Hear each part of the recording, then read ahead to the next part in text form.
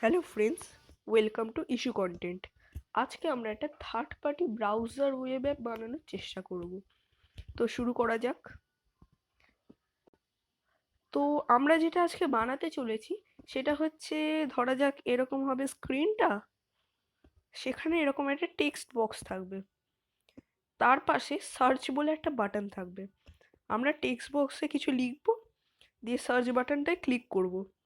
তখন আমাদের সামনে এখানে, সরি আমি একটুখানি ভুল বললাম, এই যে প্রথমে আমাদের কাছে এরকম একটা উইন্ডো খুলে যাবে, যেখানে একটা সার্চ বলে একটা এরিয়া থাকবে, সার্চ ফিল্ড। তার তলায় চারটে না তিনটে, মনে হয় তিনটে না চারটে বাটন থাকবে। একটা বাটন হবে উইকিপিডিয়ার বাটন, আরেকটা হবে ইউটিউবের বাটন, আরেকটা হবে ফেসবুকের বাটন, আরেকটা হবে কোডার বাটন। তো আমরা কোনো কিছু যদি এখানে লিখি, দিয়ে এর মধ্যে যে কোনো একটা বাটন সার্চ করি, তাহলে ওই ওয়েবসাইটে বা ওই ক্ষেত্রে এই সার্চটা প্রদত্ত হবে। ধরা যাক আমি যদি এই ফিল্ডে ক্যাট বলে লিখি, দিয়ে উইকিপিডিয়ায় ক্লিক করি, তাহলে আমাদের উইকিপিডিয়ার ক্যাট বলে যে পেজটা আছে সেই পেজটায় নিয়ে যাবে। অথবা ক্যাট বলে যদি আমরা ইউটিউবে মানে ক্লিক করি, তাহলে আমাদের ইউটিউবে ক্যাট সম্বন্ধে বা বিড়ালের যে ভিডিও বা বিড়ালের কোনো যদি একটা প্লেলিস্ট থাকে, অথবা বিড়ালের যদি কোনো ইউটিউব চ্যানেল থাকে, তাহলে সেটা খুলে যাবে। এবং আমরা যদি ক্যাট বলে ফেসবুকে ক্লিক করি, তাহলে ফেসবুকে যদি ক্যাট বলে কোনো পোস্ট থাকে বা কোনো পেজ থাকে, সেটা খুলে যাবে।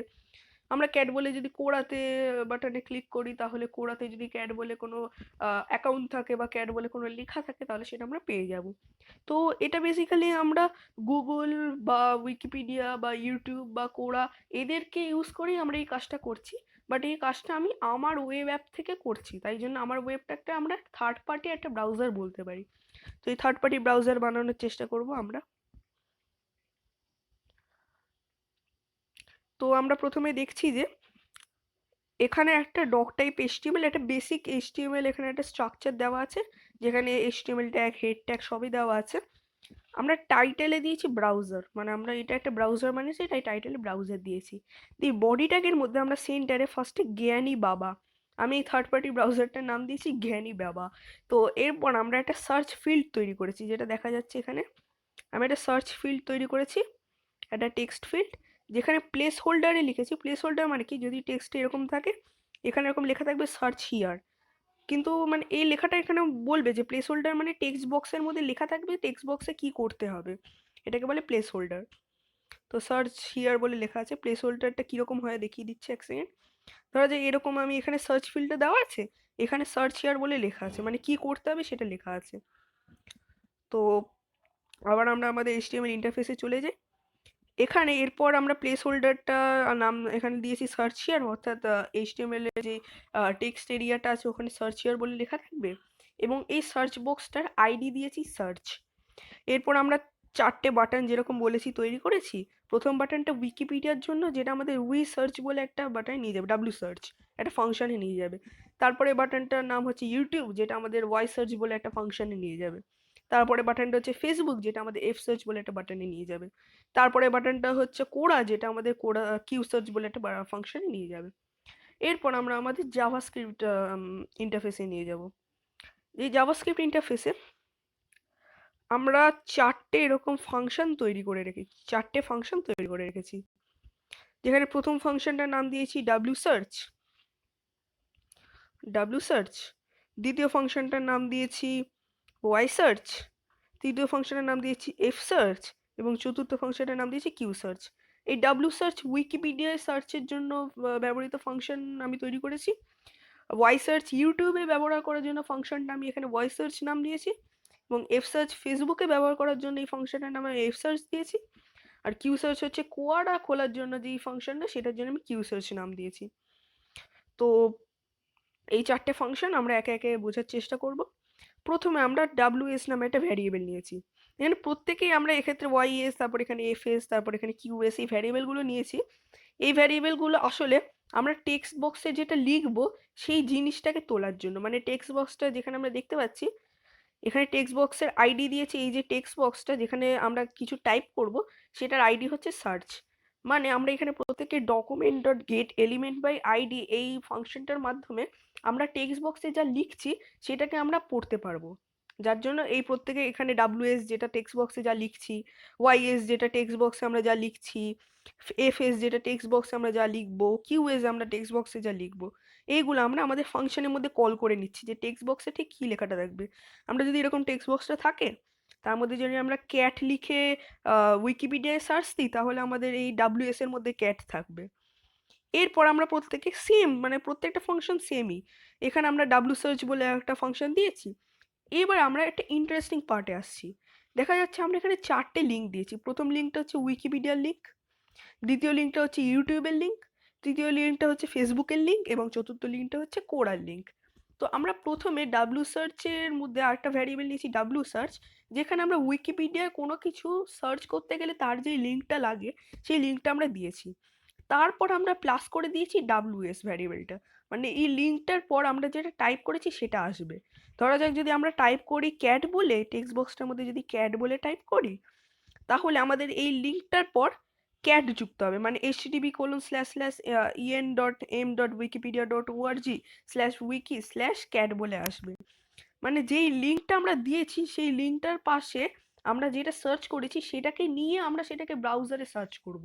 মানে আসলে ব্রাউজারে জিনিসটা সার্চ করছে, এবার ব্রাউজারকে সার্চ করার জন্য আমরা ব্রাউজারকে আবার সার্চ করতে বলছি, যার জন্য আমাদের এটা হচ্ছে একটা থার্ড পার্টি ব্রাউজার। তো তারপর আমরা একই রকম ভাবে যদি এখানে ক্যাট সার্চ করে থাকি, তাহলে উইকিপিডিয়া কোনো কিছু সার্চ করার লিঙ্কটা নিয়ে তারপর আমরা ক্যাট সার্চ করব, দিয়ে উইন্ডো ডট ওপেন, মানে যেই উইন্ডোটা আমরা সার্চ করতে বলছি ব্রাউজারকে, সেই ব্রাউজার সেই উইন্ডোটা খুলে দেবে। এরপর আমরা একই রকমভাবে ইউটিউবও সার্চের ক্ষেত্রে আমরা যেটা সার্চ করছি সেটা ওয়াইএস বলে একটা ভ্যারিয়েবলের মধ্যে রাখছি, যেটা আমরা টেক্সট বক্সে লিখছি। তারপর আমরা ওয়াই সার্চ বলে একটা ভ্যারিয়েবলের ক্ষেত্রে ইউটিউবে কোনো কিছু সার্চ করার লিঙ্কটা দিয়ে http://m.youtube.com দিয়ে তারপর আমরা যেটা সার্চ করেছি সেটাকে এই লিঙ্কের সাথে জুড়ে দিলাম। তারপর আমরা ফেসবুক সার্চের ক্ষেত্রে এফএস বলে একটা ভ্যারিয়েবল নিয়েছি, যার মধ্যে আমরা টেক্সট বক্সে যা লিখছি সেটাকে নিলাম, এফএস এর মধ্যে স্টোর করলাম, দিয়ে তারপর আমরা এফ সার্চ বলে একটা ভ্যারিয়েবলের মধ্যে ফেসবুকে কোনো কিছু সার্চ করা লিঙ্কটা নিয়ে তার সাথে এই লিঙ্কটার সাথে আমি যেটা সার্চ করেছি টেক্সট বক্সে সেটাকে জুড়ে দিলাম। মানে এই লিঙ্কটা দিয়ে কোনো কিছু সার্চ করা বোঝায়। এরপর যা কিছু জুড়তে পারে আমি তার সাথে এই লিঙ্কটার সাথে আমি যেটা সার্চ করেছি টেক্সট বক্সে সেইটা জুড়ে দিলাম, সেই ভ্যারিয়েবলটা জুড়ে দিলাম। এরপর আমরা একই রকমভাবে কোরাতেও দেখেছি যে কোরাতে আমরা কিউএস বলে একটা ভ্যারিয়েবল নিয়েছি, যে ভ্যারিয়েবলটার মধ্যে আমরা টেক্সট বক্সে যেটা লিখেছি, ধরা যাক ক্যাট লিখলাম টেক্সট বক্সে, সেটা কিউএস এর মধ্যে স্টোর হবে কি লিখেছি। তারপর আমরা কিউ সার্চ বলে একটা ভ্যারিয়েবল নিয়েছি, যার মধ্যে আমরা কোরাতে কিছু সার্চ করার একটা লিঙ্ক নিয়েছি, সেই লিঙ্কটার সাথে আমরা যেটা টেক্সট বক্সে লিখে সার্চ করেছি সেই লিঙ্কটা অ্যাড করে দেব। আর তারপর আমরা সেই যে পুরো জিনিসটা সার্চ করেছি এটাকে আমরা একটা উইন্ডোতে আলাদা করে খুলে দেব। মানে ব্যাপারটা আসলে খুব ইজি ফান্ডা, যে যেই জিনিসটা কোনো কিছু সার্চ করার যেই লিঙ্কটা, এটা যদি লিঙ্ক হয় আর আমরা যদি যেটা সার্চ করতে চাইছি সেটাকে লিঙ্কের সাথে অ্যাড করে দেব। মানে যদি আমরা ফেসবুকে কিছু সার্চ করতে চাই, তাহলে ফেসবুকের লিঙ্কের সাথে আমরা আমরা কি সার্চ করছি সেটাকে অ্যাড করে দেবো। যদি আমরা কিছু ইউটিউবে কিছু সার্চ করতে চাই, ইউটিউবে কিছু সার্চ করা লিঙ্কটাকে দিয়ে লিঙ্কের সাথে আমরা কি সার্চ করতে চাইছি সেটাকে অ্যাড করে দেবো, দিয়ে পুরোটাকে অ্যাড করে আমরা একটা আলাদা উইন্ডো খুলে ফেলবো।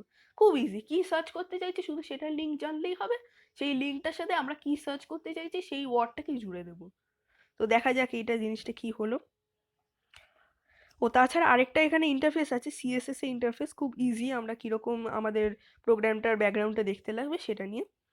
সিএসএস ইন্টারফেসে যাচ্ছে, সেখানে গিয়ে আমরা দেখতে পাচ্ছি আমরা খুব ইজি 3টে ট্যাগ দিয়েছি। বডি ট্যাগ, বডি ট্যাগ মানে হচ্ছে আমাদের উইন্ডোটা কি ব্যাকগ্রাউন্ড কালার হবে, এখানে আমি ব্যাকগ্রাউন্ড কালারটা কালো দিয়ে রেখেছি।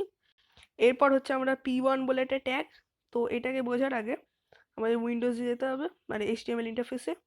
সেখানে গিয়ে আমরা দেখছি P1 এর মধ্যে আছে ওই ওপরে হেডিংয়ে জ্ঞানী বাবা বলে লেখা আছে না, ওটা হচ্ছে P1 এর জন্য। এই যে জ্ঞানী বাবা, এটা লাল রঙের হবে, সেই জন্য আমি P1 এর ভেতর রেড কালার রেড দিয়েছি। এরপর আমরা P2 বলে দেখছি একটা, সেখানে আমরা দেখছি P2 মানে কি, আমরা যে সার্চগুলো লিখছি, মানে এখানে সার্চ বলে লেখাটা, তারপর সার্চ হিয়ার বলে লেখাটা, এগুলো সাদা কালারের হবে, তার জন্য আমরা P2 র মধ্যে কালারটা হোয়াইট দিয়ে রেখেছি।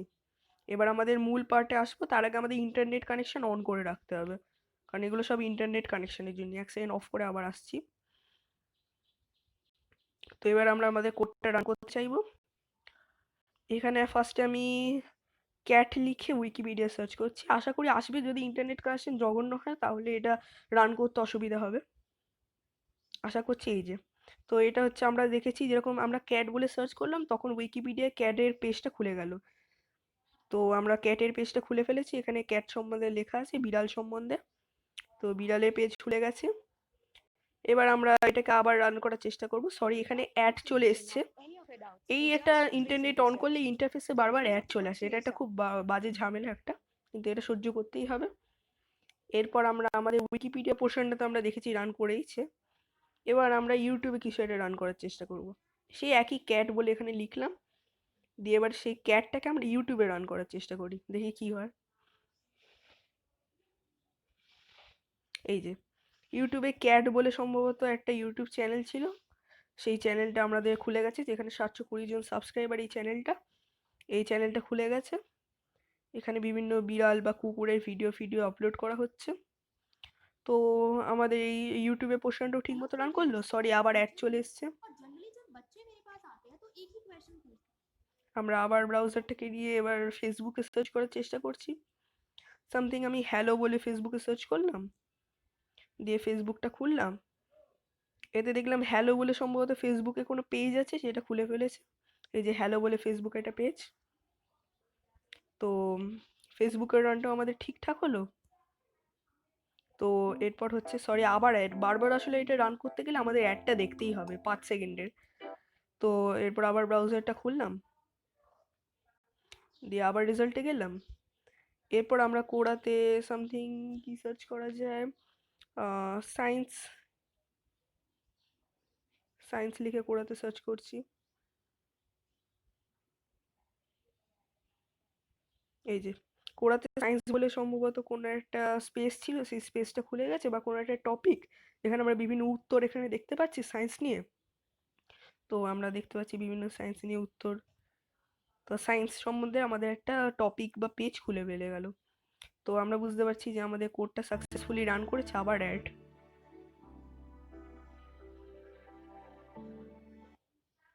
তো আমাদের কোডটা সাকসেসফুলি রান করেছে, তার জন্য সাকসেসফুলি আমাদের ইমোজি। যদি আপনাদের এই ভিডিওটা ভালো লেগে থাকে তাহলে লাইক করবেন, এবং শেয়ার করবেন, এবং ভিডিওটা এরকম আরও পেতে চাইলে সাবস্ক্রাইব করবেন, এবং আমাদের উৎসাহিত করার জন্য কমেন্ট বক্সে কয়েকটা কমেন্ট করে দেবেন। এছাড়াও ডিসক্রিপশন এবং কমেন্ট বক্সে আমাদের সোশ্যাল মিডিয়া লিঙ্কগুলো দেওয়া আছে। তো আজকের মতো এরকমই থাক, পরের দিন আবার আসবে। ধন্যবাদ।